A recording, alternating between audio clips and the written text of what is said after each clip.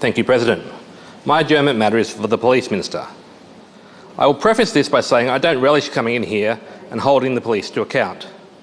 I always thought that kind of thing was a role for the Greens, but it seems recently they have abdicated the responsibility. Indeed, they seem to have become advocates for harsh policing, and someone needs to be prepared to stand up for Victorians' civil liberties. In September last year, the police were called to assist a man suffering a mental episode in Epping. The officers who arrived at the scene found a distressed man weaving in and out of traffic. Police deemed he was a threat to himself and set about helping the man. So far, so good, except the way they decided to help the man was by running him down with a police vehicle. They doused the man with capsicum spray, and then, while he was on his hands and knees, restrained by 6 officers, one officer stomped his boot into the back of his head. The force from the blow slammed the man's head into the ground, and he was put into a coma. Remember, police were called to help this man and to protect him. IBAC began an investigation. The officer who ran the man down was banned from driving a squad car. The other officer was placed on paid suspension for the duration of the investigation. IBAC found that the officers failed to inform the man of the reason for his arrest and failed to provide care after the violence they inflicted.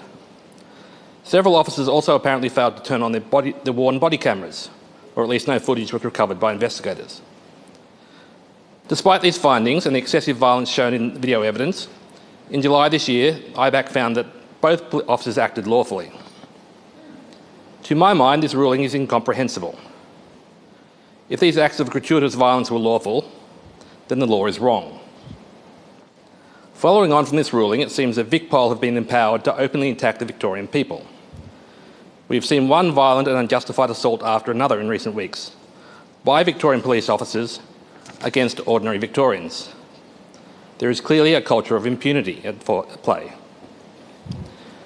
The standard we walk past is the standard we accept, and it appears we've been walking past these standards for far too long.